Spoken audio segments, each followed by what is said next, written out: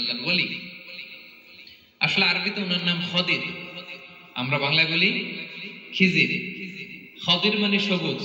উনি যে কোনো জায়গায় বসলে ওখানে মরা গাছ লতা পাতা এগুলো সবুজ হয়ে যেত। অনুর্বর এলাকার উপর দিয়ে হেঁটে গেলে ওটা উর্বর হয়ে যেত। তো মুসা আলাইহিস সালাম একবার ওয়াজ করতেছেন এইভাবে বনী ইসরাইলের সামনে, খুতবা দিচ্ছেন।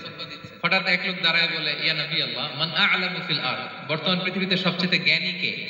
মুসা আলাইহিস সালাম বললেন, ফাকালা আনা, আমি। কি বললেন? উনি আসলে ভুল কিছু বলেন নাই, কারণ প্রত্যেক জামানার নবীকেই আল্লাহ তাআলা সবচেয়ে বেশি জ্ঞান দিয়ে পাঠান, কারণ তার কাছে ওহীর জ্ঞান আসে, অদৃশ্যের খবর আসে, ইলমুল গায়ব আসে। কিন্তু এই উত্তরটা আল্লাহ তাআলার পছন্দ হয় না। আল্লাহ তাআলা চাচ্ছিলেন মুসা যদি বলতো আল্লাহ তাআলাই জানে কে জ্ঞানী বা আল্লাহই সবচেয়ে জ্ঞানী, এরকম হলে ভালো হতো। কিন্তু মুসা আলাইহিস সালাম কি বলছে? আমি। এখন প্রশ্ন করলো সবচেয়ে বড় জ্ঞানী কে? উনি কি বললেন? আমি। এই যে আমি আমি, এটাতে ঝামেলা আছে।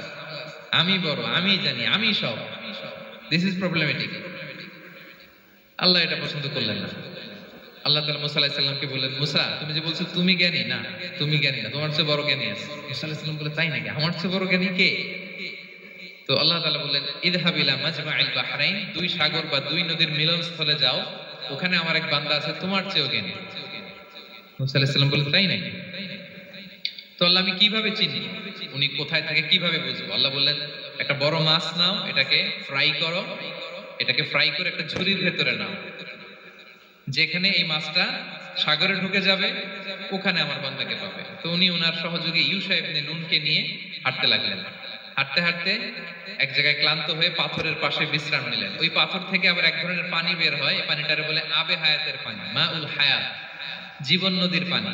এই পানি কোনো মৃত প্রাণী বা বস্তুর গায়ে লাগলে ওটা জীবিত হয়ে যায়।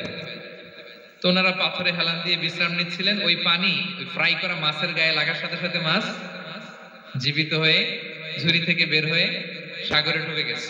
ওনারা আর খেয়াল করেন না।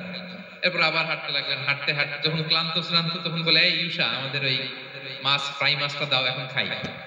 ঝুড়ি খুলে দেখে মাছ নাই। মাছ গেল কোথায়? তখন ইউশা বলল, হয়তো আমরা যে পাথরের ওখানে বিশ্রাম নিয়েছিলাম ওখানে আমরা মিসিং, ওখানে হারাই ফেলছি। চলো চলো, আরে ওইদিকে তো যাইতে হবে আমাদের। উনি গেলেন, যে দেখে মাছ যে জীবিত হয়ে বালুর এদিকে নাড়াচাড়া করতে করতে সাগরে ঢুকে গেছে, ওখানে দাগ আছে। মুসা আলাইহিস সালাম ঢুকলেন সুড়ঙ্গ, ঢুকে দেখে চাদর গায়ে দিয়ে এক লোক শুয়ে আছে। সালাম দিলেন, আসসালামু আলাইকুম। ওই লোক চাদর আর সরায় না, ভিতর থেকে বলতেছে, ওয়ালাইকুম আসসালাম। তো চাদরের ভিতর থেকে উনি বলে, মান আন, তুমি কে? মুসা আলাইহিস সালাম বললেন, আনা মুসা, আমি মুসা। উনি বলেন, মুসা বনি ইসরাইল, বনি ইসরাইলের মুসা? বললেন, হ্যাঁ। কেন এসেছো? এবার চাদর খুললেন। বলতেছে, আপনার কাছ থেকে কিছু শিখতে আসছি। আল্লাহ বলছে, আপনি নাকি সবচেয়ে বড় জ্ঞানী। আমি ভুল করে বলে ফেলছিলাম আমি। আল্লাহ বলছেন যে আপনি নাকি জ্ঞানী। বলতেছে, না, তুমি আমার জ্ঞান নিতে পারবে না, ওই ধৈর্য শক্তি তোমার নাই। মুসা আলাইহিস সালাম বললেন যে, আপনি যে কোনো শর্তে আমাকে একটু রাখেন কয়েকদিন আপনার সাথে, আমি রাজি। বললেন, না, তুমি পারবে না। মুসা আলাইহিস সালাম জোর করতে লাগলেন। অবশেষে খিজির আলাইহিস সালাম রাজি হলেন। বললেন, শর্ত হচ্ছে আমি যাই করি আর না করি আমাকে কোনো প্রশ্ন করা যাবে না। মুসা আলাইহিস সালাম বললেন, ওকে। সফর শুরু হলো। সামনে নদী, এক লোক তাদের নৌকা দিয়ে নদী পার করায় দিল।